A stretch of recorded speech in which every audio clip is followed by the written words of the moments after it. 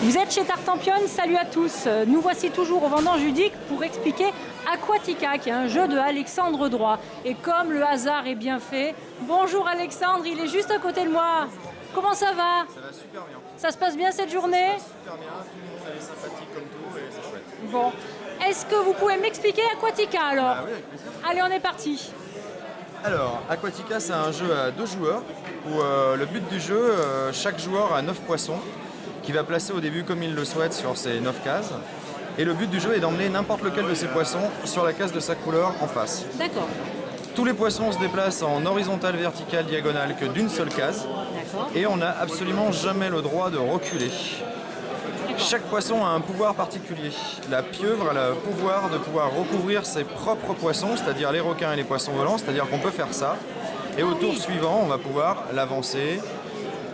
Ouais, ça c'est rigolo, tout le monde regarde s'il y a réellement un trou avant. Et ouais, il y a effectivement le trou avant.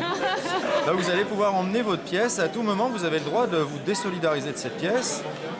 Comme ça, par exemple. Mais vous avez aussi le droit d'aller kidnapper emprisonner un poisson adverse. Donc toujours pareil, seulement les poissons volants et les requins. La deuxième pièce du jeu, le requin par exemple, lui sa force c'est qu'il va pouvoir manger absolument tout dans le jeu.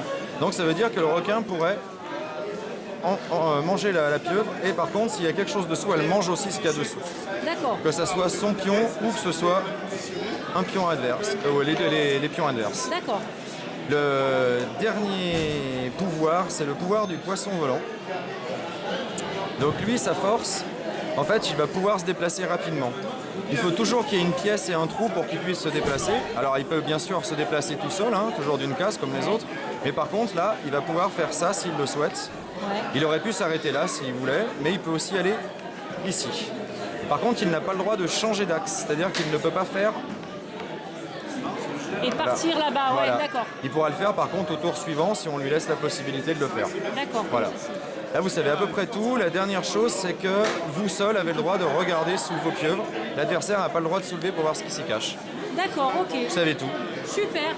Donc un jeu pour 2 joueurs, hein, on est Un petit jeu d'accord. tactique à 2 joueurs. D'accord. À partir de quel âge à peu près? À partir de 6 ans.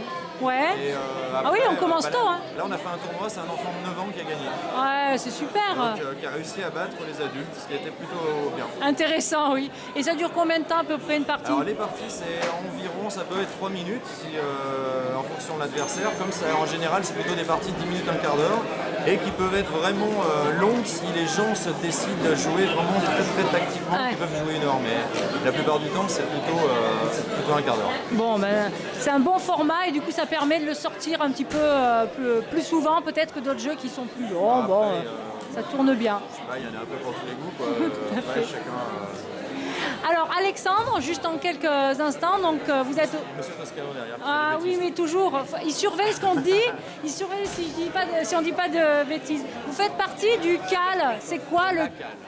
De la CAL, pardon. Alors, je voyais, je connais pas, donc du coup je vais apprendre en même temps que les gens qui vont regarder cette vidéo. C'est quoi la CAL? Alors la cale c'est la compagnie des auteurs lyonnais. Oui, Et l'idée de la cale, en fait, c'est de tous les gens qui sont auteurs de jeux ou qui sont, on va dire, potentiellement illustrateurs, éditeurs, puissent se rencontrer Ouais. et créer du lien ensemble, tester les protos des copains, se déplacer, faire du covoiturage, louer des hôtels ensemble quand on se déplace sur les salons, D'accord. commander des pièces de jeux sur Internet pour faire payer qu'une seule fois les frais de port. D'accord. Voilà, et l'idée, c'est de créer de l'émulation entre les différents Lyonnais qui sont des passionnés de jeux. d'accord. C'est vrai qu'autour de Lyon, il y a quand même une grosse activité ludique, donc c'est intéressant, aussi bien créatif que joueur.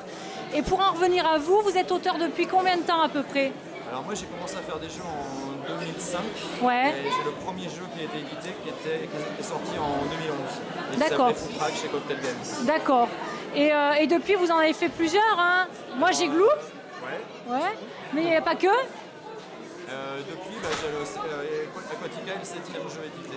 D'accord, oui, donc ça fait pas mal. Est-ce que vous avez d'autres projets en tête? Alors il y a plein de choses qui devraient se passer bientôt. Ouais. J'ai un jeu qui va sortir chez Paille. Oui. Je ne sais pas encore quand. Il Oui. a pris un peu de retard. Oui. Par contre il est fini. Donc il devrait pas en avoir Ah, il va longtemps. s'appeler... Il va s'appeler Jungo. D'accord, et c'est un jeu un petit peu...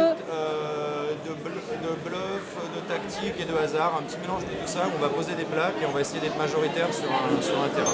D'accord, et on va le voir à peu près quand on commence à tourner sur les tables, peut-être en prototype.